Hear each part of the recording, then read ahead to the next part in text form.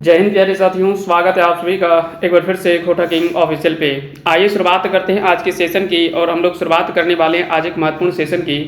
तो चलिए शुरुआत करते हैं, एक एक करके सारे प्रश्नों को हम लोग कवर करते हुए चलेंगे। आज का ये सेशन जो है वो झारखंड करंट अफेयर से रिलेटेड है।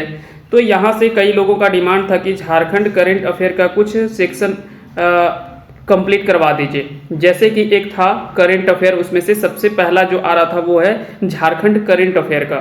तो बता दें कि करंट अफेयर का ये अलग अलग पार्ट वाइज ये आएगा। एक साथ में करंट अफेयर अगर कि हम एक साथ में अगर 100-150 क्वेश्चन को कवर करते हैं तो वैसे में क्या होगा कि केवल सवाल आपके हो जाएंगे कवर, लेकिन आपको उनके और भी अगल बगल के क्वेश्चंस आपको समझ में नहीं आएगा। लेकिन अगर कहीं कम कम सवालों को अगर लेकर के हम लोग चलेंगे तो ये बेहतर तरीके से कवर हो जाएगा, है ना। तो चलिए शुरुआत करते हैं आज के सेशन की और एक एक करके हम लोग शुरुआत करेंगे। सभी प्रश्नों को देखिएगा ध्यान से, सारे प्रश्न अच्छे प्रश्न होंगे, सिलेक्टेड जो आपके काम के होंगे, जो आपके परीक्षा में आने वाले प्रश्न होंगे, उन्हीं प्रश्नों को यहाँ पे शामिल किया गया है। चलिए तो सवाल की शुरुआत करते हैं। पहला सवाल पे आते हैं। आज का पहला सवाल है कि हाल ही में किस स्टेडियम का नाम बदलकर बिरसा मुंडा अंतर्राष्ट्रीय हॉकी स्टेडियम कर दिया गया है। यानी इनमें से किस स्टेडियम का नाम बदल करके बिरसा मुंडा अंतर्राष्ट्रीय हॉकी स्टेडियम जो वो कर दिया गया है। तो चलिए शुरुआत करते हैं। इसका आंसर जो हो जाएगा वो बता दें, राउरकेला हॉकी स्टेडियम का नाम जो वो बदल करके हाल ही में बिरसा मुंडा अंतर्राष्ट्रीय हॉकी स्टेडियम जो वो किया गया है। Rourkela hockey stadium. अब सवाल उठता है कि राउरकेला उड़ीसा में है, तो उड़ीसा में बिरसा मुंडा के नाम से क्यों रखा गया है। तो सवाल हो सकता है कि आपसे ये सवाल बन सकता है कि ऐसे में उड़ीसा में कैसे रखा गया है। हो सकता है कोई झारखंड का ही स्टेडियम होगा जिसका रखा गया है। तो चलिए हम बताते हैं सबसे पहले एक एक करके सभी चीजों को। राउरकेला हॉकी स्टेडियम जो कि उड़ीसा का नाम बदल करके आदिवासी नेता एवं प्रसिद्ध स्वतंत्रता सेनानी बिरसा मुंडा के नाम पर रखा गया है। याद रखिएगा 2011 या तो कई जगह पे 21,800 अस्थायी सीटों के बैठने की क्षमता के साथ यह आधिकारिक तौर पर 29 जनवरी 2023 को गिनीज वर्ल्ड रिकॉर्ड्स द्वारा दुनिया के चौथे सबसे बड़े हॉकी स्टेडियम के रूप में मान्यता प्राप्त है।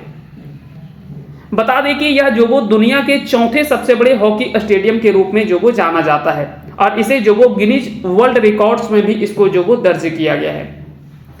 याद रखिएगा इसकी आधारशिला जो रखी गई है वो फरवरी 2021 में और इसका उद्घाटन जो हुआ है वो 5 जनवरी 2023 को ओडिशा के मुख्यमंत्री नवीन पटनायक के द्वारा इसका जो वो उद्घाटन किया गया। आधारशिला भी इन्हीं के द्वारा रखा गया था फरवरी 2021 में और इसका उद्घाटन जो किया गया है वो 5 जनवरी 2023 ईस्वी को इसका जो वो उद्घाटन हुआ है।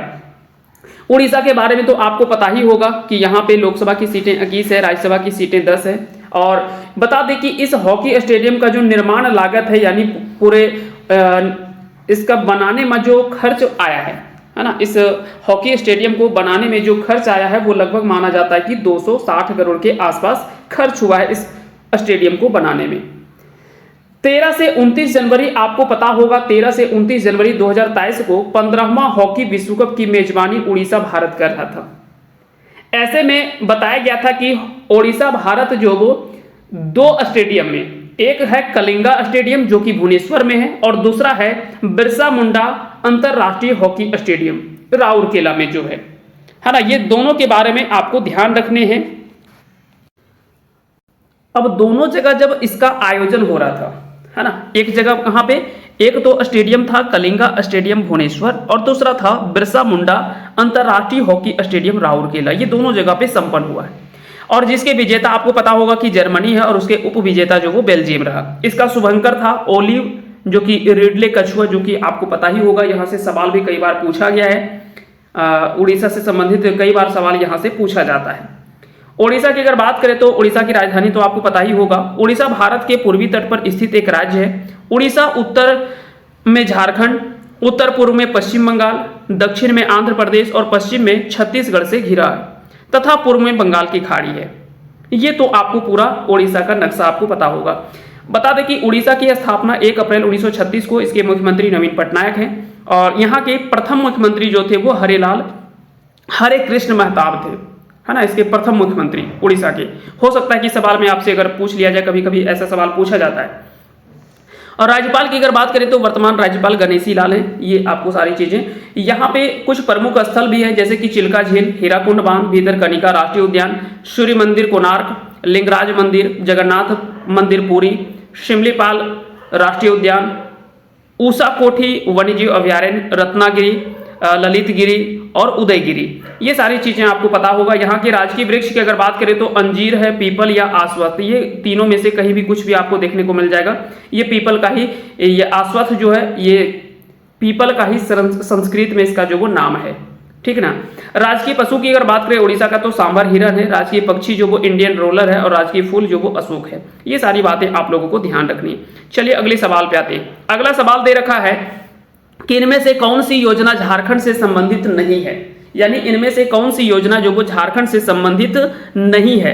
अबुआ आवास योजना, सहाय योजना और मुख्यमंत्री गाड़ी योजना, ये तीनों योजना जो वो झारखंड से संबंधित है। जबकि आसरा पेंशन योजना की अगर बात करें तो आसरा पेंशन योजना तेलंगाना सरकार की यह एक योजना है। तो याद रखिएगा ऑप्शन सी जो वो गलत दे रखा है, यह झारखंड की नहीं, यह जो वो तेलंगाना सरकार की योजना है।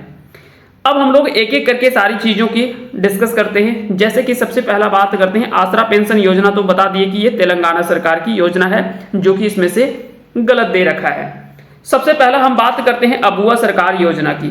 अबुआ आवास योजना क्या है? अबुआ आवास योजना, तो इसके पहले आप लोगों ने पढ़ा होगा प्रधानमंत्री आवास योजना के बारे में, है ना। प्रधानमंत्री आवास योजना के तहत कई गरीब परिवारों को जो वो उसके तहत जो मिट्टी के घर में जीवन यापन अपना करते हैं, जिनके यहाँ पे पक्का मकान नहीं है या तो अच्छा घर नहीं है, उनको घर उपलब्ध कराने के लिए, घर मुहैया कराने के लिए ये जो वो एक योजना लाया गया था प्रधानमंत्री के द्वारा।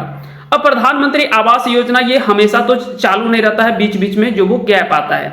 तो उसी खाई को भरने का प्रयास जो वो झारखंड सरकार के द्वारा एक किया गया और इसका उद्देश्य था कि 15,000 करोड़ रुपए की लागत से अगले 2 वर्षों में जरूरतमंदों के लिए घर उपलब्ध कराना, जिसकी शुरुआत जो वो 15 अगस्त 2023 ईस्वी से होती है। ये सारी बातें आप लोगों को ध्यान रखनी है अबुआ आवास योजना से संबंधित। दूसरा इसमें से योजना का नाम है वो है सहाय योजना। सहाय योजना की अगर बात करें तो माओवादी प्रभावित जिलों में युवा खेल प्रतिभाओं को पोषित करने हेतु इस योजना की जो वो शुरुआत की गई है। तीसरा योजना आता है झारखंड मुख्यमंत्री गाड़ी योजना। इसके तहत ग्रामीण इलाकों में बुजुर्ग, छात्र छात्रा, दिव्यांग, विधवा, झारखंड आंदोलनकारी और HIV पॉजिटिव को निःशुल्क बस सेवाएं मुहैया कराई जाएगी। ये 3 योजना जो वो झारखंड से संबंधित है। जबकि चौथी योजना हम बात कर रहे थे आसरा पेंशन योजना, जो कि तेलंगाना सरकार की यह वृद्धा, विधवाओं तथा बीड़ी श्रमिकों के लिए पेंशन की कल्याणकारी योजना है आसरा पेंशन योजना। तो याद रखिएगा ये सारी बातें आप लोगों को ध्यान रखनी है। चलिए अगले सवाल पे आते हैं, क्वेश्चन नंबर 3 पे। झारखंड के नए राज्यपाल CP राधाकृष्णन से का संबंध जो वो किस राज्य से है? झारखंड के नए राज्यपाल बने हैं कौन? तो CP राधाकृष्णन बने हैं। ये सभी चीजें आपको पता होगा। इसके पहले राज्यपाल के बारे में भी आपको पता होनी चाहिए। हम तो बोलेंगे कि आप कम से कम 3 राज्यपाल के बारे में आप जरूर याद रखिए। द्रौपदी मुर्मू, क्योंकि वो भी राज्यपाल से राष्ट्रपति के पद पर आसीन है, तो ये कहीं ना कहीं यह सवाल जो वो और भी इंपॉर्टेंट हो जाता है, तो उनके बारे में भी याद रखिएगा, द्रौपदी मुर्मू के बारे में। फिर उसके बाद में रमेश बैस के बारे में भी आपको याद होनी चाहिए, कुछ कंसेप्ट आपको याद होने चाहिए। वो किस राज्य के आगे जाकर के प्रभार संभाल रहे हैं, किस पद पर हैं, ये सारी बातें आप लोगों को याद होना चाहिए, ठीक है। और नए राज्यपाल जो वो झारखंड के CP राधाकृष्णन, इनके बारे में भी आपको कुछ चीजें आपको ध्यान होनी चाहिए। बता दें कि नए राज्यपाल जो CP राधाकृष्णन है, इनका जन्म तिरुपुर मद्रास में, इनका जन्म 4 मई 1957 ईस्वी को तिरुपुर जो कि मद्रास उस समय था, जो कि तमिलनाडु है ना, तमिलनाडु में पड़ता है, तो तमिलनाडु से संबंधित हैं। तमिलनाडु राज्य में ही इनका जो वो जन्म होता है मद्रास में, और जगह का नाम है तिरुपुर। 18 फरवरी 2023 को उन्होंने झारखंड के 10वें राज्यपाल के रूप में पद ग्रहण किया है। ये सारी बातें आप लोगों को पता ही होगा। CP राधाकृष्णन एक भारतीय राजनेता हैं जो 2023 से झारखंड के 10वें और वर्तमान राज्यपाल हैं। वह भारतीय जनता पार्टी के सदस्य भी थे और कोयंबटूर से 2 बार लोकसभा के लिए चुने भी गए थे। राधाकृष्णन तमिलनाडु में भारतीय जनता पार्टी के पूर्व प्रदेश अध्यक्ष भी थे। हाल ही तक भारतीय जनता पार्टी के राष्ट्रीय कार्यकारिणी सदस्य भी रहे थे।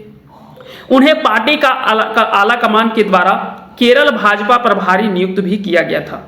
राधाकृष्णन 16 से 19 तक अखिल भारतीय कायर बोर्ड, है ना, अखिल भारतीय कायर बोर्ड के अध्यक्ष भी थे, जो लघु कुटीर एवं मध्यम उपक्रम मंत्रालय MSME के अधीन आता है। तो ये सारी बातें, कुछ कुछ कंसेप्ट आपको ध्यान रखने हैं। मुख्य रूप में आपको जो ज्यादा सवाल पूछा जाता है वो पूछा जाता है कि किस राज्य से इनका जो वो संबंध है, ये सबसे फेवरेट सवाल होता है। किस नंबर के राज्यपाल बने हैं, तो 10वें राज्यपाल हैं। ये कुछ महत्वपूर्ण सवाल बनता है जो कि हमेशा आपसे सवाल में पूछा जाता है। ये सारी बातें आप लोगों को ध्यान रखनी। आते हैं चौथे सवाल पे। अगला सवाल है कि झारखंड उच्च न्यायालय के 14वें मुख्य न्यायाधीश कौन हैं जिन्हें राज्यपाल CP राधाकृष्णन ने पद एवं गोपनीयता की शपथ दिलाई है? तो वो कौन है? तो वो है न्यायमूर्ति संजय कुमार मिश्रा। इसका आंसर हो जाएगा ऑप्शन बी। ठीक है, जब जस्टिस रवि रंजन का जब कह सकते हैं कि कार्यकाल समाप्त होने को था, तो कुछ दिन के लिए जो वो अपरेश कुमार सिंह को कह सकते हैं कि कुछ दिनों के लिए एक होता है ना अतिरिक्त कार्यभार के रूप में जो उनको जो वो सौंपा गया था। लेकिन उसके बाद में जो वो जस्टिस संजय कुमार मिश्रा को नए मुख्य न्यायाधीश के रूप में जो वो इनका जो वो नियुक्ति होती है। न्यायमूर्ति संजय कुमार मिश्रा को झारखंड उच्च न्यायालय का मुख्य न्यायाधीश नियुक्त किया गया है। संजय कुमार मिश्रा का जन्म 29 दिसंबर 1961 को बलांगीर जिला ओडिशा में हुआ है। तो हो सकता है कि इनका भी संबंध आपसे पूछ लिया जाए कि किस जिले से, किस राज्य से संबंधित है, कहां पे इनका जन्म हुआ है, कहां से संबंधित है। ये सवाल हो सकता है कि मे भी आपसे पूछ लिया जाए।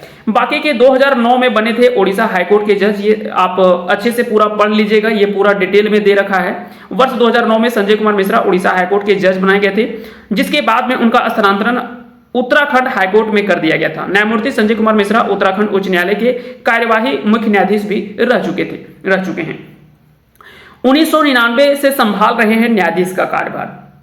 मार्च 1988 में से कह सकते हैं कि पेशे में शामिल हुए हैं और अपने पिता मार्कंडेय मिश्रा के मार्गदर्शन में बलांगीर जिला न्यायालयों में अभ्यास जो इन्होंने प्रैक्टिस करना शुरुआत किया। प्रैक्टिस के दौरान उन्होंने स्वतंत्र रूप से कई सत्र मामलों, सिविल अपीलों का संचालन किया। मिश्र ने बलांगीर लॉ कॉलेज में के मानद विधि व्याख्याता के रूप में इन्होंने जो वो कार्य किया। उन्होंने जिला न्यायाधीश की भर्ती परीक्षा में प्रथम स्थान प्राप्त किया और 16 फरवरी 1999 को अपर जिला एवं सत्र न्यायाधीश जयपुर के रूप में कार्यभार ग्रहण किया। इसके बाद उन्होंने जो वो जिला एवं सत्र न्यायाधीश सुंदरगढ़, ढेकानाल, विशेष न्यायाधीश CBI भुवनेश्वर के रूप में इन्होंने जो भी काम किया। उड़ीसा उच्च न्यायालय के रजिस्ट्रार जनरल के रूप में भी शामिल हुए और बाद में ये 7 अक्टूबर 2009 को उन्हें उड़ीसा उच्च न्यायालय के न्यायाधीश के रूप में इनको जो वो पदोन्नत किया गया। यानी इनको इस तरह से ये अलग अलग जगहों पे ये कार्य जो वो कर चुके हैं। तो एक लंबे समय तक इनका जो वो कहीं ना कहीं कार्य रहा है इस क्षेत्र में। चलिए अब हम लोग बात करते हैं अगले सवाल की। अगला सवाल है कि हाल ही में प्रत्येक गांव में पुस्तकालय वाला देश का पहला जिला कौन सा बन गया है? तो हाल ही में प्रत्येक गांव में पुस्तकालय वाला झारखंड का देश का यह पहला जिला है और ये जिला कहीं और नहीं, ये झारखंड का जिला है। वो जिला कौन सा है? तो वो जिला का नाम है जामताड़ा। जामताड़ा तो ऐसे आपने आए दिन खबर सुनते होंगे कि यहाँ पे माओवादियों के लिए जो वो काफ़ी ज़्यादा और साइबर क्राइम वगैरह के लिए बहुत ज़्यादा विख्यात रहा है। इस पर कई सारे फिल्म भी बन चुके हैं। एक जामताड़ा नाम से फिल्म ही बना हुआ है। वो फिल्म को भी आपने देखा होगा किस तरह से साइबर क्राइम जो वो यहाँ पे लगातार जो वो बढ़ रहा था। तो सभी का कहना है कि लगातार इस तरह के क्राइम जो बढ़ रहे हैं वो कहीं ना कहीं यह दर्शाता है कि जिला जो वो कितना पिछड़ रहा है। ऐसे में लोगों को जब तक जागरूक नहीं किया जाएगा, लोगों को शिक्षित नहीं किया जाएगा, लोगों को जो उनका वास्तविक हक है वो जब तक नहीं मिलेगा, तब तक लोग ऐसे ही गलत रास्ते में जो वो भटकते रहेंगे। तो ये सारी बातें यहाँ पे किया गया है। और बता दें कि जामताड़ा जिला झारखंड का पहला जिला है जिसके सभी गांव में पुस्तकालय है। जामताड़ा दरअसल नाम जो बना हुआ है वो जामा और ताड़, ये 2 शब्दों से मिलकर बना हुआ है। जामा का संथाली भाषा में अर्थ होता है सांप और ताड़ का अर्थ होता है आवास, यानी सांपों का आवास, यानी सांपों का घर। इसका यह नाम इसलिए रखा गया है क्योंकि ऐसा माना जाता है कि सांप यहाँ पे बड़ी संख्या में जो वो पाए जाते हैं। इस जिले की स्थापना आपको पता होगा 26 अप्रैल 2001 को किया गया, जिसका मुख्यालय जामताड़ा है। यहाँ पे विधानसभा 2 है, जामताड़ा और नाला। बाकी के और डिटेल में अगर आपको जानना है तो उसके लिए हम जल्दी लेकर के एक झारखंड जिला दर्शन करके हम लेकर के हम क्लासेस लेकर के आपके बीच में हाजिर होंगे, जहाँ पे हम सभी जिलों का पूरे डिटेल में चर्चा करेंगे। और हो सकता है कि वो ऐसा सवाल ऐसे कह सकते हैं कि क्लासेस होंगे कि आपने अभी तक जितने भी जिलों के बारे में आपने डिटेल में पढ़ रखा है उससे कहीं और भी ज्यादा बेहतर तरीके से वो सारे क्लासेस में आपको डिटेल में एक्सप्लेनेशन आपको मिल जाएगा। चलिए आगे बढ़ते हैं, आते हैं अगले सवाल पे। अगला सवाल है कि हाल ही में झारखंड खाद्य सुरक्षा एटलस प्रकाशित करने वाला देश का कौन सा राज्य बना है? तो बता दें कि हाल ही में झारखंड खाद्य सुरक्षा प्रकाशित करने वाला देश का तीसरा राज्य जो वो झारखंड बन गया है। अब बोलेंगे कि पहला और दूसरा भी तो पता होना चाहिए। हाँ बिल्कुल, ये भी होना चाहिए, पहला और दूसरा भी आप चीजों को याद रख सकते हैं। पूर्वी भारत में बिहार और ओडिशा के बाद में झारखंड तीसरा राज्य बन गया है, जिसने ग्रामीण क्षेत्रों के लिए खाद्य सुरक्षा एटलस उपलब्ध कराया है। ओडिशा और बिहार 2018 में अपना एटलस जो वो लॉन्च किया था। ग्रामीण झारखंड 2022 का खाद्य सुरक्षा एटलस रांची से लॉन्च किया गया। अब सबसे बड़ा सवाल जो आपके लिए होगा वो होगा कि ये खाद्य सुरक्षा एटलस आखिर में है क्या। सबसे पहला तो सवाल ये आपके लिए बनता है। तो झारखंड के वित्त मंत्री डॉक्टर रामेश्वर उरांव ने आश्वासन दिया कि झारखंड के खाद्य असुरक्षित जिलों को कोटा और ग्रीन कार्ड देने की दिशा में प्रयास करेगी। अब चलिए ये सारी बातें तो हम समझाएंगे, लेकिन उसके पहले हम कुछ बातों को हम और भी बताना चाहेंगे। जैसे कि यहाँ पे हम डिस्कस करना चाहेंगे कि आखिर में ये खाद्य सुरक्षा एटलस क्या है। खाद्य सुरक्षा एटलस के पहले आपको एक चीज और समझना होगा कि ये खाद्य सुरक्षा क्या होता है, फूड सिक्योरिटी क्या होता है। तो बता दें कि खाद्य सुरक्षा यानी फूड सिक्योरिटी, इससे तात्पर्य है खाद्य पदार्थों की सुनिश्चित आपूर्ति एवं जन सामान्य के लिए भोज्य पदार्थों की उपलब्धता से है। यानी खाद्य सुरक्षा यह एक तरह से कह सकते हैं कि फूड सिक्योरिटी का तात्पर्य यह है कि खाद्य पदार्थ जो भी है, अब खाद्य पदार्थ में बहुत सारे चीज आते हैं, ये सारी बातें तो आपको पता ही होगा, हर चीज बताया नहीं जा सकता है। इसकी सुनिश्चित आपूर्ति एवं जन सामान्य के लिए भोज्य पदार्थों की उपलब्धता से है। खाद्य सुरक्षा सदैव एक चिंता का विषय रहा है। आपको पता होगा कि जब कोरोना का काल आता है तो पूरे देश में नहीं पूरे विश्व में जो वो एक हड़कंप जैसा मच जाता है। लोगों के पास में खाने के लिए इतनी सारी दिक्कतें आने लगती है, पैसा तो उनके पास होता है लेकिन भोजन उपलब्ध नहीं होता है। ऐसे में कई लोगों को जो वो कठिनाई का सामना करना पड़ता है। भारत में भी कुछ इसी प्रकार से कठिनाई का सामना करना पड़ रहा था, लेकिन इतना था कि भारत में रिजर्व के रूप में बहुत सारे कह सकते हैं कि एक होता है ना कि स्टॉक में, यही कह सकते हैं कि एक शुक्र है कि इतने सारे, हालांकि ये पहले से कहीं ना कहीं प्री प्लानिंग होता है कि ये इतना स्टॉक जो हमेशा होता है देश के लिए कि किसी भी कभी भी किसी घड़ी में अगर संकट आ जाता है तो वैसे में लोगों तक कम से कम इतना भोजन का मुहैया जो वो उपलब्ध कराया जा सके ताकि देश में कोई भूखा ना मरे। तो ये खाद्य सुरक्षा सदैव एक चिंता का विषय रहा है हमेशा से, और केवल ये भारत के लिए नहीं पूरे विश्व में ये ऐसा संकट जो वो आए दिन देखने को मिलता रहता है। सन 1974 में विश्व खाद्य सम्मेलन में खाद्य सुरक्षा की परिभाषा दी गई, जिसमें खाद्य आपूर्ति पर जो वो बल दिया गया था। 1974 में विश्व खाद्य सम्मेलन का आयोजन किया गया था, जहां पे खाद्य सुरक्षा की परिभाषा दी गई थी, है ना। और उसमें से बोला गया था कि जो भी खाद्य आपूर्ति है उस पर जो वो अधिक बल दिया गया कि कम से कम आपके देश में इतने आबादियां हैं तो उनके लिए कम से कम इतना जरूर इंतजाम होना चाहिए कि कभी भविष्य में अगर किसी प्रकार के संकट आते हैं तो वैसे में लोग जो वो कुछ कर नहीं पाते हैं, तो ऐसे में कम से कम उन तक भोजन मुहैया कम से कम एक वक्त का या 2 वक्त का कम से कम भोजन मुहैया हो जाए, ये कम से कम उपलब्धता होनी चाहिए। और आपको पता होगा कि भारत में उस समय जो वो सभी लोगों तक किस तरह से चावल वगैरह जो वो फ्री में राशन जो वो पहुंचाया गया ताकि लोगों को एक बड़ी राहत की सांस ली, है ना। तो क्योंकि लोग कमा नहीं रहे थे और भी कुछ काम नहीं कर रहे थे, तो ऐसे में एक बड़ा भूमिका जो वो रहा है उस समय भोजन आवंटन। अब हम लोग बात करते हैं खाद्य सुरक्षा एटलस।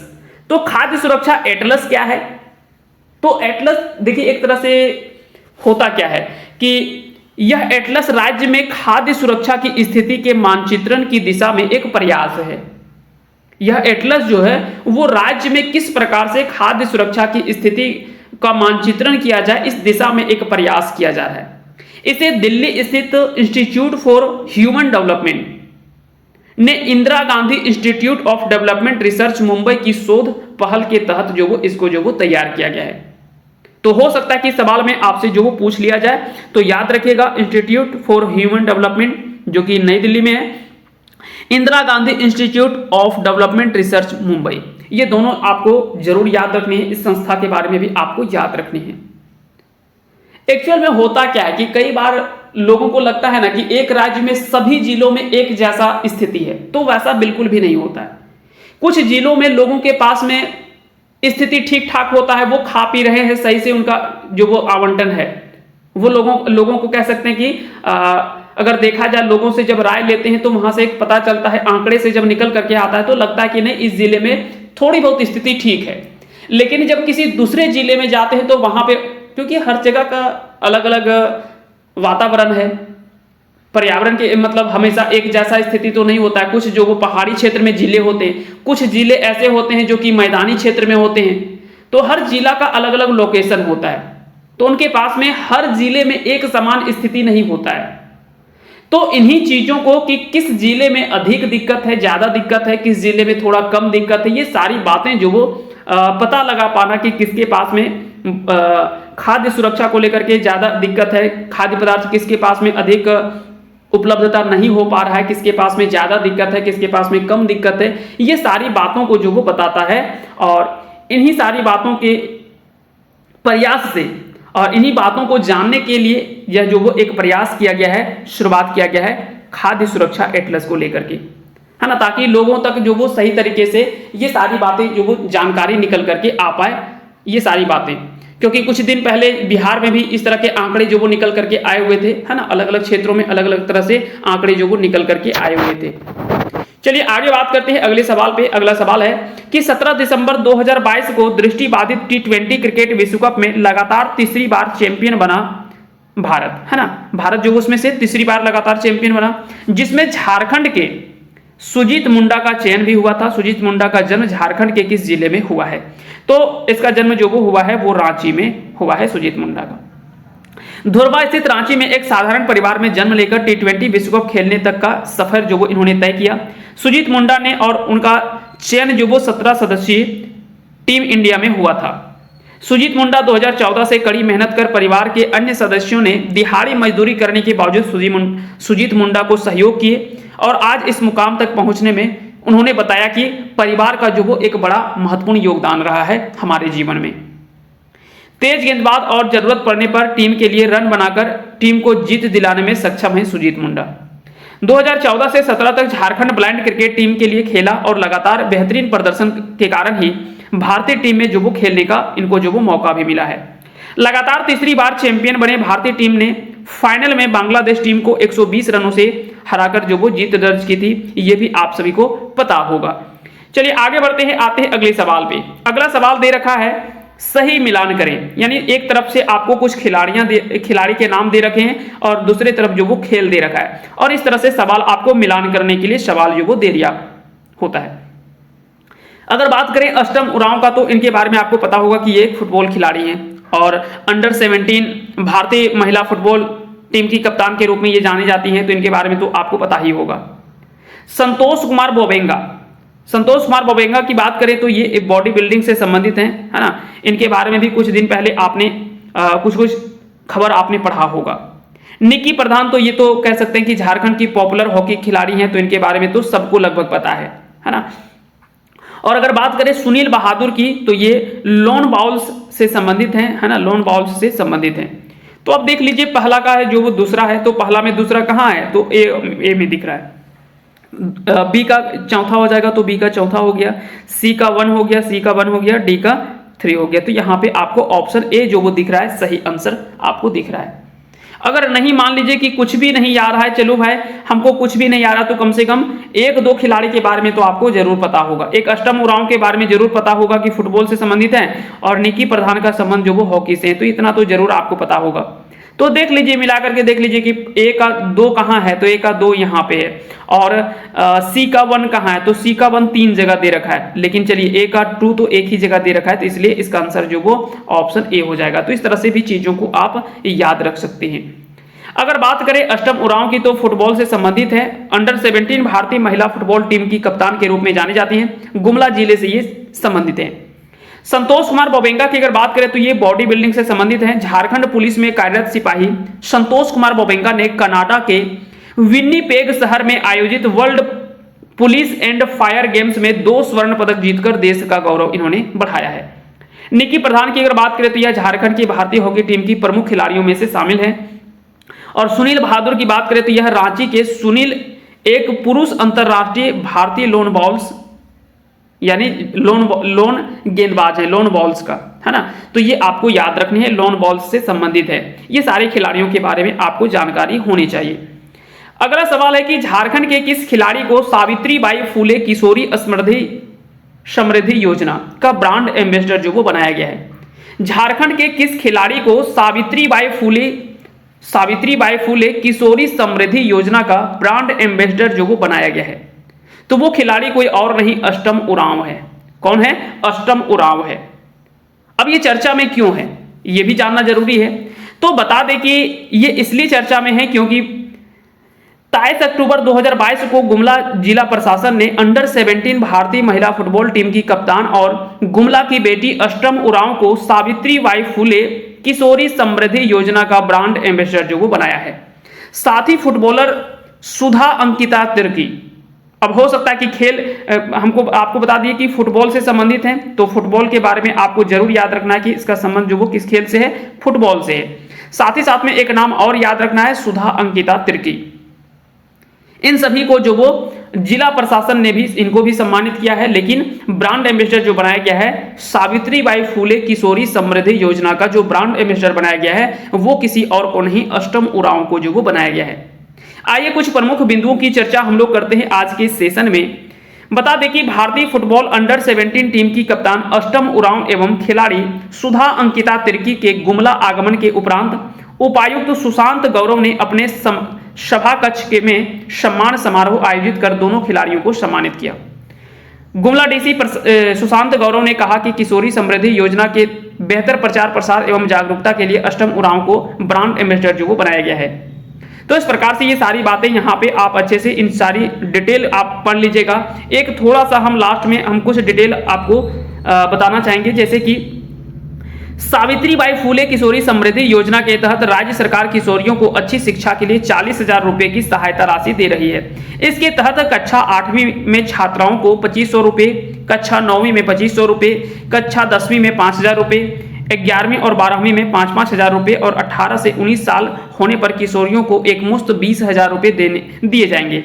इस तरह से कुल जो वो 40,000 जो वो किशोरियों को इस योजना के तहत जो वो दिया जाएगा, सावित्रीबाई फुले किशोरी समृद्धि योजना के तहत। तो ये सारी बातें आप लोगों को अच्छे से समझ में आ गया होगा। आज का आखिरी सवाल है, और सवाल है कि हाल ही में डॉक्टर जानूम सिंह सोय को पद्मश्री पुरस्कार से सम्मानित किया गया है। सोय का संबंध झारखंड के किस जिले से है? डॉक्टर सोय का संबंध जो वो किस जिले से संबंधित है? तो इसका आंसर हो जाएगा ऑप्शन बी यानी पश्चिमी सिंहभूम से, है ना। इसका आंसर क्या हो जाएगा? ऑप्शन बी इसका सही आंसर हो जाएगा पश्चिमी सिंहभूम। अगर बात करें डॉक्टर जानूम सिंह सोय, तो इसका फोटो हम एक बार आपको दिखा देते हैं, यहां से आपको अच्छे से पता चल जाएगा। ये आपको दिख रहा होगा, यहाँ पे जानूम सिंह सोय हैं और यहाँ पे भारत के राष्ट्रपति, है ना, द्रौपदी मुर्मू जी हैं। तो ये जो वो सम्मानित कर रहे हैं इनको, ये आप फोटो में यहाँ पे अच्छे से देख पा रहे होंगे। आइए थोड़ा सा इनके बारे में जानने का प्रयास करते हैं। डॉक्टर जानूम सिंह सोय का जन्म जो वो 8 अगस्त 1950 ईस्वी में झारखंड राज्य के कोल्हान के एक विद्वान और साहित्यकार हैं, है ना। याद रखिएगा, कोल्हान के एक विद्वान और साहित्यकार के रूप में जाने जाते हैं। डॉक्टर सोय को 2023 को हो भाषा साहित्य के क्षेत्र में उत्कृष्ट सेवा कार्य के लिए भारत सरकार द्वारा पद्मश्री पुरस्कार से सम्मानित जो वो किया गया है। तो हो सकता है कि सवाल यहां से पूछ लिया जाए। जानूम सिंह सोय का जन्म 8 अगस्त 1950 को झारखंड के पश्चिमी सिंहभूम जिले के तांतनगर प्रखंड के तितिल लोंगोर गांव में हुआ था। इनके पिता जेमा बुड़ीबली सोय और माता जरोय सोय हैं। वर्तमान में डॉक्टर सोय घाटशिला के निवासी हैं। अब बोलिएगा घाटशिला, तो घाटशिला फिर आपको पता होगा कि जिला बदल जाएगा, तो वर्तमान की बात है, लेकिन इनका जन्म जो हुआ है वो पश्चिमी सिंहभूम में जन्म हुआ है, ये आपको याद रखनी है। ठीक है। डॉक्टर सोय घाटशिला कॉलेज में 1 जुलाई 1977 से 27 जनवरी 2011 तक हिंदी विभाग के प्राध्यापक रहे। तत्पश्चात 28 जनवरी 2011 से 31 मार्च 2022 तक कोल्हान विश्वविद्यालय में हिंदी के विभागाध्यक्ष भी रहे हैं, यानी एचओडी के रूप में ये कार्यरत रहे। जानम सिंह सोय ने हो जनजाति की संस्कृति और जीवन शैली पर 6 पुस्तकें लिखी है। उन्होंने हो भाषा को पीजी पाठ्यक्रम में शामिल करने के लिए भी एक लंबा संघर्ष किया है। अगर बात करें इनके काव्य संग्रहों की, तो इसमें से बाहा सगेन, होरो सगेन, जोड़ा सगेन, बले सगेन, कुरी नाम, ये कुछ रचनाएं हैं, और एक उपन्यास है हो कुड़ी। ये सभी रचनाओं के बारे में आपको याद रखनी है। हो भाषा में उत्कृष्ट कार्य के लिए डॉक्टर सोय को कोल्हान के लोगों ने सोय सयोग की उपाधि से सम्मानित भी इनको जो वो किया गया है। आइए अब हम कुछ पिक्चर को हम यहाँ पे दिखाना चाहेंगे। ये सारी बातें आप लोगों को अच्छे से समझ में आ गया होगा। ये आपको जो दिख रहे हैं वो डॉक्टर सोय दिख रहे हैं, ये तो आप पहचानते ही होंगे, है ना, इनको आप पहचानते ही होंगे। ये अष्टम उरांव है, इनके बारे में भी हम बता दिए, है ना। दो फैक्ट इनके बारे में आपको जानना जरूरी था, फुटबॉल से संबंधित है। अष्टम उरांव इनका जो वो नाम है। ये झारखंड के नए राज्यपाल के रूप में, है ना, सीपी राधाकृष्णन जी हैं, तो इनके बारे में आपको पता चल गया होगा। और देखिए ये है बिरसा मुंडा हॉकी स्टेडियम, जो कि राउरकेला उड़ीसा में है ना। तो ये है बिरसा मुंडा अंतरराष्ट्रीय हॉकी स्टेडियम, और ये है सुजीत मुंडा। तो ये आपको सारी बातें आप लोगों को अच्छे से समझ में आ गया होगा, है ना, जो कि ब्लाइंड क्रिकेट से संबंधित है ना, ब्लाइंड क्रिकेट खेलते हैं ये। तो ये सारी बातें और सारी घटनाएं आपको अच्छे से समझ में आ गया होगा। अगर वीडियो अच्छा लगा हो तो इस वीडियो को लाइक करिएगा, और ये बता दें कि इस सेशन का पहला लेक्चर है, ये झारखंड करेंट अफेयर का ये पहला सेक्शन है, पार्ट 1 है। और इस प्रकार से आपको 10-10 सवाल आपको डेली करवाया जाएगा। कोशिश हम करेंगे कि अगर डेली करवा पाए तो हम डेली करवा दें, अल्टरनेट अगर होगा तो अल्टरनेट करवा दें। और इस प्रकार से आपको लगभग जो भी सवाल होगा, कम से कम 200 सवालों को तो हम कवर जरूर करेंगे। तो 200 सवाल अगर कवर करेंगे तो यही लगभग 20 सेशन आएगा। 20 दहे 200, यानी 10 सवाल का एक सेशन होगा, तो लगभग 20 सेट में 20 पार्ट में ये वीडियो आएगा। तो चलिए, बहुत बहुत धन्यवाद आप सभी का हमारे साथ अंत तक जुड़े रहने के लिए। इसी तरह से हमारे साथ बने रहें। आगे की और भी डिटेल जानकारी के लिए इस चैनल को सब्सक्राइब भी कर लीजिएगा, क्योंकि इसी तरह से आगे भी आपको सेशन जो वो मिलता रहेगा, और इसका नोटिफिकेशन भी आपके पास आ जाएगा। आसानी से उन सारे वीडियोस का बेनिफिट्स आप उठा पाएंगे। मिलते हैं अगले सेशन में, तब तक के लिए आप सभी को बहुत बहुत धन्यवाद।